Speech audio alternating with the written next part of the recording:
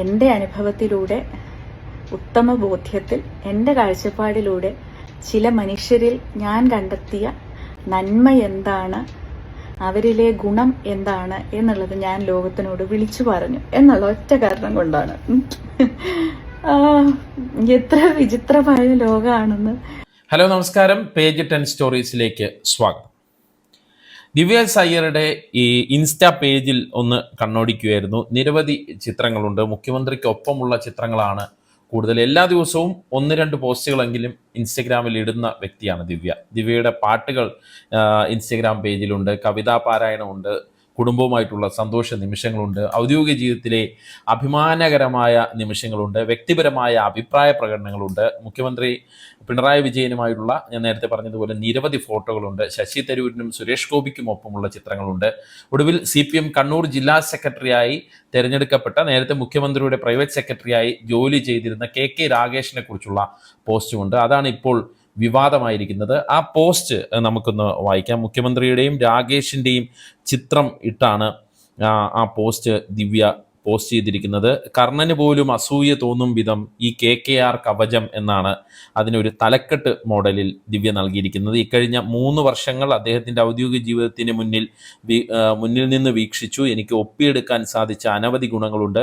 വിശ്വസ്തതയുടെ ഒരു പാഠപുസ്തകം, കഠിനാധ്വാനത്തിൻ്റെ ഒരു മഷിക്കൂട്ട്, താങ്ക് യു എന്ന് പറഞ്ഞുകൊണ്ടാണ് ദിവ്യ പോസ്റ്റ് അവസാനിപ്പിക്കുന്നത്. അതായത് വളരെ മനോഹരമായ ഒരു പോസ്റ്റ്, ഒരു വ്യക്തിയെക്കുറിച്ച്, ആ വ്യക്തിക്കൊപ്പം ജോലി ചെയ്തതിൻ്റെ അനുഭവങ്ങളെക്കുറിച്ച് ദിവ്യ എഴുതിയ പോസ്റ്റ്. പിന്നീട് ആ പോസ്റ്റ് വിവാദമായതിനു ശേഷം ദിവ്യ നൽകിയ ഒരു വിശദീകരണമുണ്ട്, അതൊന്ന് കേൾക്കാം. അതായത് ഈ പൊളിറ്റിക്കൽ നിയമനം നൽകിയ വ്യക്തിയെക്കുറിച്ച് ഒരു IAS ഉദ്യോഗസ്ഥ നടത്തിയ പരാമർശം, അത് വിവാദമായത് കോൺഗ്രസ് നേതാക്കൾ ഏറ്റെടുക്കുന്ന ഒരു സാഹചര്യമുണ്ടായി. അതിനുശേഷം ദിവ്യ നൽകിയ ഒരു വിശദീകരണമുണ്ട്, അതൊരു വീഡിയോയാണ്, അത് കാണാം.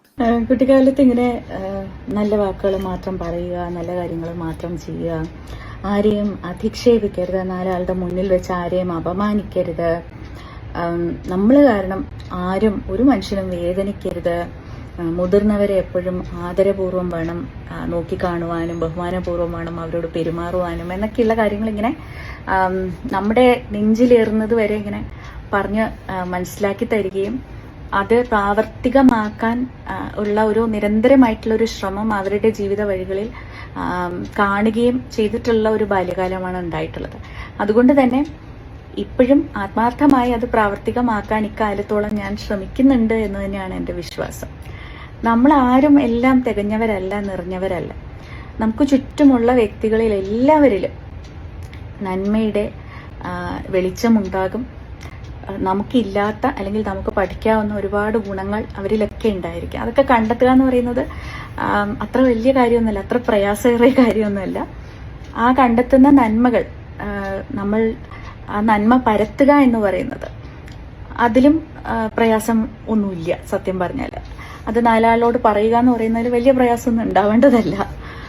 പക്ഷേ ഈ കഴിഞ്ഞ ഒരു 1.5 വർഷമായിട്ട് ഒരുപക്ഷെ ഏറ്റവും രൂക്ഷമായിട്ടുള്ള വാക്കുകളിലുള്ള വിമർശനവും അല്ലെങ്കിൽ കൈപ്പേറിയ ചില പ്രതികരണങ്ങളും ഒക്കെ എനിക്ക് ഏറ്റുവാങ്ങേണ്ടി വന്നിട്ടുള്ളത് എന്തിനാണെന്നോ, ഞാൻ എൻ്റെ അനുഭവത്തിലൂടെ, ഉത്തമ ബോധ്യത്തിൽ, എൻ്റെ കാഴ്ചപ്പാടിലൂടെ ചില മനുഷ്യരിൽ ഞാൻ കണ്ടെത്തിയ നന്മ എന്താണ്, അവരിലെ ഗുണം എന്താണ് എന്നുള്ളത് ഞാൻ ലോകത്തിനോട് വിളിച്ചു പറഞ്ഞു എന്നുള്ള ഒറ്റ കാരണം കൊണ്ടാണ്.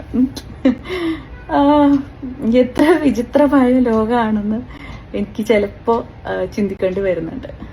ദിവ്യ എസ് അയ്യർ വളരെ വ്യക്തിത്വമുള്ള ഒരു ഉദ്യോഗസ്ഥയായിട്ടാണ് നമുക്ക് എപ്പോഴും തോന്നിയിട്ടുള്ളത്. ഒരു IAS ഉദ്യോഗസ്ഥ എന്നതിനേക്കാൾ ഉപരി വളരെ ജനകീയ വ്യക്തിത്വത്തിന് ഉടമയാണ് ദിവ്യ എന്ന് പറയാം.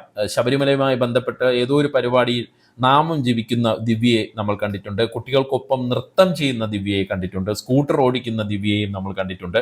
സഹപ്രവർത്തകനായിരുന്ന നവീൻ ബാബു മരിച്ചപ്പോൾ വിങ്ങിപ്പൊട്ടുന്ന ദിവ്യ എസ് അയ്യറേയും കണ്ടിട്ടുണ്ട്. അതായത് വളരെ ഇമോഷണലായ വ്യക്തിത്വം, അതേസമയം അഭിപ്രായങ്ങൾ തുറന്നു പറയുന്ന വ്യക്തിത്വം, സന്തോഷത്തോടെ എല്ലാവരോടും പെരുമാറുന്ന, ആത്മാർത്ഥമായി ഇടപെടുന്ന, പാട്ട് പാടുന്ന, വായിക്കുന്ന സ്ത്രീ. അവരുടെ മുന്നിൽ കാണുന്ന അനുഭവങ്ങളാണ് അവർ പലപ്പോഴും തുറന്നു പറയുന്നത്. അത് മുഖ്യമന്ത്രിയെക്കുറിച്ചാകാം, മുൻ മന്ത്രിയെയും ഇപ്പോഴത്തെ എം പിയുമായ കെ രാധാകൃഷ്ണനെ കുറിച്ചാകാം, ശശി തരൂരിനെ കുറിച്ചാകാം, സുരേഷ് ഗോപിയെ കുറിച്ചാകാം, അവർ ശബരിനാഥ് എന്ന മുൻ MLA കോൺഗ്രസ് നേതാവിന്റെ ഭാര്യ ആയതുകൊണ്ട് അഭിപ്രായം പറഞ്ഞുകൂടാ എന്നുള്ള അഭിപ്രായം അല്ലെങ്കിൽ എന്ന് ചിലർ ശടിക്കുന്നത് എന്തിനാണെന്ന് നമുക്ക് മനസ്സിലാവുന്നില്ല. എല്ലാവരെയും കുറിച്ച് നല്ലത് മാത്രമാണ് ദിവ്യ പറയുന്നത്, നല്ലത് മാത്രം പറയാനാണ് താൻ പഠിച്ചിട്ടുള്ളത് എന്നാണ് ദിവ്യ നേരത്തെ കണ്ട ആ വീഡിയോയിലും പറയുന്നത്. അപ്പോൾ എന്തായാലും ഇക്കാര്യത്തിൽ ദിവ്യയുടെ ഭർത്താവ് ശബരിനാഥും, അതായത് ഈ പോസ്റ്റ് വിവാദമായതിനു ശേഷം ദിവ്യ തുടർച്ചയായി CPM നേതാക്കളെ ഇങ്ങനെ പുകഴ്ത്തി സംസാരിക്കുന്നതുമായി ബന്ധപ്പെട്ട് പോസ്റ്റ് വിവാദമായതിന് പിന്നാലെ KK രാഗേഷിനെ കുറിച്ചിട്ട പോസ്റ്റ് വിവാദമായതിന് പിന്നാലെ ശബരിനാഥ് പ്രതികരണവുമായി വന്നിട്ടുണ്ട്. അതായത് ശബരിനാഥ് പറയുന്നത്, രാകേഷിനെ അഭിനന്ദിച്ചുകൊണ്ടുള്ള പോസ്റ്റ് സതുദ്ദേശപരമായിരുന്നുവെങ്കിലും ദിവ്യയ്ക്ക് വീഴ്ച പറ്റി. മുഖ്യമന്ത്രിക്കും സർക്കാർ പദ്ധതിക്കും ഒപ്പം നിൽക്കണം എന്നുള്ളത് ഒരു ഉദ്യോഗസ്ഥയുടെ ധർമ്മമാണ്. അതിൻ്റെ ഭാഗമായി പോസിറ്റീവ് വാക്കുകൾ പറയുന്നതിൽ തെറ്റില്ല. എന്നാൽ രാഷ്ട്രീയ നിയമനം ലഭിച്ച വ്യക്തിയെ അഭിനന്ദിച്ചത് അതുപോലെ അല്ല എന്നാണ് ശബരിനാഥ് പറയുന്നത്. അതായത് സൈബർ ആക്രമണത്തിന് മുന്നിലോ പാർട്ടി നേതാക്കളുടെ സമ്മർദ്ദത്തിന് മുന്നിലോ ശബരിനാഥ് എന്ന ദിവ്യയുടെ ഭർത്താവ് കോൺഗ്രസ് നേതാവ് കീഴടങ്ങി എന്ന് തോന്നുന്ന ഒരു പ്രതികരണമാണ് അദ്ദേഹം നടത്തിയിരിക്കുന്നത്. തൻ്റെ അഭിപ്രായങ്ങൾ എന്നും ദിവ്യ തുറന്നു പറഞ്ഞിട്ടുണ്ട് എന്നുള്ള കാര്യം നമ്മൾ ഓർക്കണം. മുഖ്യമന്ത്രി പിണറായിയോട് തനിക്ക് ആരാധനയാണ്. അദ്ദേഹത്തിൻ്റെ പ്രവർത്തന ശൈലിയെ പ്രശംസിച്ചിട്ടുണ്ട് ദിവ്യ എസ് അയ്യർ. കഴിഞ്ഞ വർഷം ജൂലൈയിൽ വിഴിഞ്ഞം തുറമുഖ പദ്ധതിയുടെ ഭാഗമായി മുഖ്യമന്ത്രിയെ പ്രശംസിച്ച് ദിവ്യ എഴുതിയ ഒരു കുറിപ്പ്, അതിൻ്റെ പേരിൽ കോൺഗ്രസ് സൈബർ ആക്രമണം നേരിടേണ്ടി വന്നു. ആ കുറിപ്പിൽ മുൻ മുഖ്യമന്ത്രി ഉമ്മൻചാണ്ടിയെ പരാമർശിച്ചില്ല എന്നുള്ളതായിരുന്നു കോൺഗ്രസ് നേതാക്കളുടെ ഏറ്റവും വലിയ പരാതി, അല്ലെങ്കിൽ സൈബർ കോൺഗ്രസ് അണികളുടെ ഏറ്റവും വലിയ പരാതി. പിണറായി വിജയനെ കുറിച്ച് രാഷ്ട്രീയ എതിരാളികൾക്കും വിമർശകർക്കും എന്തും പറയാം, പക്ഷെ അത് അവരുടെ വ്യക്തി സ്വാതന്ത്ര്യമാണ്. അതുപോലെ തന്നെ വ്യക്തി സ്വാതന്ത്ര്യമുള്ള ഒരു വ്യക്തിയാണ് ദിവ്യ എന്നുള്ള കാര്യവും ഓർക്കണം. അവരുടെ അനുഭവങ്ങളല്ലാതെ മറ്റെന്ത് പറയും എന്നുള്ളൊരു ചോദ്യമാണ് ഇക്കാര്യത്തിൽ ഉയർന്നു വരുന്നത്. ഈ K രാധാകൃഷ്ണൻ മന്ത്രിസ്ഥാനം ഒഴിഞ്ഞപ്പോൾ ദിവ്യ ആലിംഗനം നൽകിയതും വലിയ വാർത്തയായിരുന്നു, ഓർമ്മയുണ്ടല്ലോ. അന്ന് ചില ജാതി അവരായിരുന്നു പ്രശ്നം ഉണ്ടാക്കിയത്. ദിവ്യയുടെയും രാധാകൃഷ്ണന്റെയും ജാതികളാണ് അവരെ പ്രകോപിപ്പിച്ചത്. നമ്മൾ ശ്രദ്ധിക്കേണ്ടത്, ഒരിടത്തും രാഷ്ട്രീയമായ ഒരു അഭിപ്രായ പ്രകടനവും ദിവ്യ എസ് അയ്യർ എന്ന IAS ഉദ്യോഗസ്ഥ നടത്തിയിട്ടില്ല എന്നുള്ള കാര്യം നമ്മൾ പ്രത്യേകം ശ്രദ്ധിക്കണം. തീർത്തും വ്യക്തിപരമായ അനുഭവ സാക്ഷ്യങ്ങളാണ് അവർ പങ്കുവയ്ക്കുന്നത്. അതിപ്പോൾ രാകേഷിനെ കുറിച്ച് ഇപ്പോൾ അവസാനമായിട്ട് പോസ്റ്റും അതുപോലെ തന്നെയാണ്. അതായത് ഒരു കോൺഗ്രസ് നേതാവിനെ കുറിച്ച് പോലും ദിവ്യ മോശം പറഞ്ഞിട്ടില്ല എന്നുള്ള കാര്യവും ഓർക്കണം. അങ്ങനെ പറഞ്ഞെങ്കിൽ ഈ കോൺഗ്രസ് അണികൾ ഇപ്പോൾ ഈ സൈബർ ആക്രമണവുമായി ഈ ദിവ്യയുടെ പോസ്റ്റിന് താഴെ വന്ന് തെറി വിളിക്കുന്നതിന് നമുക്ക് കാര്യം മനസ്സിലാക്കാമായിരുന്നു. പക്ഷെ ദിവ്യ അങ്ങനെ പറഞ്ഞിട്ടില്ല.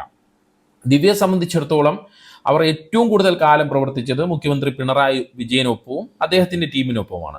മുഖ്യമന്ത്രിയെ സംബന്ധിച്ച് ദിവ്യ മിടുക്കിയായ ഒരു ഉദ്യോഗസ്ഥയാണ്. എന്ത് കാര്യവും കാര്യപ്രാപ്തിയോടെയും ഭംഗിയായും സമയനിഷ്ഠമായും ചെയ്യുന്ന ഒരു ഉദ്യോഗസ്ഥയാണ്. ആ ഇഷ്ടവും ലാളനയും പിണറായി വിജയന് ദിവ്യയോട് ഉണ്ട് എന്നാണ് നമുക്ക് മനസ്സിലാക്കാൻ കഴിയുന്നത്. താൻ ഏറ്റവും കൂടുതൽ കാലം പ്രവർത്തിച്ച മുഖ്യമന്ത്രിയോട്, അദ്ദേഹത്തിൻ്റെ ശൈലിയോട് ദിവ്യയ്ക്ക് ആരാധനയുണ്ട്. അതാണ് അവർ തുറന്നു പറയുന്നത്. അദ്ദേഹത്തോട് വളരെയേറെ ബഹുമാനമുണ്ട്. ശബരിനാഥ് എന്ന് പറയുന്ന കോൺഗ്രസ് നേതാവിൻ്റെ ഭാര്യ ആയിട്ട് കൂടി പ്രധാനപ്പെട്ട പോസ്റ്റുകളിൽ നിന്ന് ദിവ്യയെ ഒഴിവാക്കി നിർത്തിയിട്ടില്ല. CPM നേതൃത്വം നൽകുന്ന മുന്നണി അല്ലെങ്കിൽ പാർട്ടി, മുഖ്യമന്ത്രി ദിവ്യയ്ക്ക് നല്ല പോസ്റ്റുകൾ നൽകിയിട്ടുണ്ട്, പ്രധാനപ്പെട്ട പോസ്റ്റുകൾ നൽകിയിട്ടുണ്ട്. അപ്പോൾ അതെല്ലാം ദിവ്യ കണക്കിലെടുത്ത് കാണാം ഈ ഒരു പ്രശംസയുമായി മുന്നോട്ട് വരുമ്പോൾ. എന്തായാലും കോൺഗ്രസ് നേതാവ് ശബരിനാഥിന്റെ ഭാര്യയായ ദിവ്യ എസ് അയ്യർ എന്തിനാണ് CPM നേതാക്കളെ പുകഴ്ത്തി സംസാരിക്കുന്നത് എന്നുള്ള ചോദ്യം പല ആവർത്തിയാണ് ദിവ്യ എസ് അയ്യർ നേരിടേണ്ടി വരുന്നത്. ശബരിനാഥിന്റെ പങ്കാളിയായി മാത്രം കണ്ടുകൊണ്ടാണ് ഈ കോൺഗ്രസ് സൈബർ അണികളും ചില നേതാക്കളും ദിവ്യക്കെതിരെ സൈബർ ആക്രമണം നടത്തുന്നത് എന്ന് നമുക്ക് മനസ്സിലാക്കാം. ദിവ്യ അഭിപ്രായം പറഞ്ഞതെല്ലാം CPM നേതാക്കളെ കുറിച്ചായിപ്പോയി എന്നുള്ളതാണ് ഈ കോൺഗ്രസ് സൈബർ അണികളുടെ പ്രശ്നം. നാളെ ദിവ്യ കോൺഗ്രസ് മുഖ്യമന്ത്രിക്കൊപ്പവും മന്ത്രിമാർക്കൊപ്പവും അല്ലെങ്കിൽ ഒരു ടീമിനൊപ്പവും കോൺഗ്രസ് ടീമിനൊപ്പവും പ്രവർത്തിക്കുമ്പോൾ അവരെക്കുറിച്ചും നല്ലത് കണ്ടാൽ ദിവ്യ പറയുമായിരിക്കും.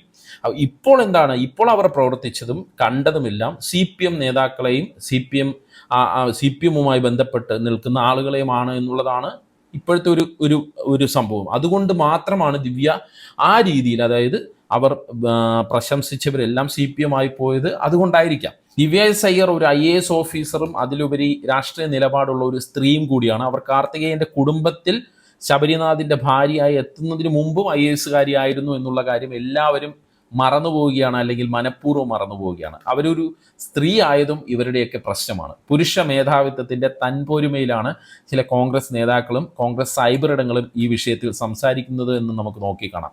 പക്വതയുള്ള കോൺഗ്രസ് നേതാക്കൾ ഇടപെട്ട് ഇവരെ തിരുത്തണമെന്നുള്ളതാണ് അഭിപ്രായം. ശബരിയുടെ ഭാര്യ എന്നതിനുപരി ദിവ്യ ഒരു സ്ത്രീയാണെന്നും ഒരു വ്യക്തിയാണെന്നും അവർക്കും അഭിപ്രായമുണ്ടെന്നും അഭിപ്രായ സ്വാതന്ത്ര്യമുണ്ടെന്നും അണികളോടും സഹപ്രവർത്തകരോടും കോൺഗ്രസ് നേതൃത്വം പറയണം. അസഹിഷ്ണുത പേറുന്ന കോൺഗ്രസ്സുകാർക്ക് നല്ല ബുദ്ധി ഉണ്ടാകട്ടെ എന്ന് മാത്രം നമുക്ക് ആശംസിക്കാം. നന്ദി, നമസ്കാരം.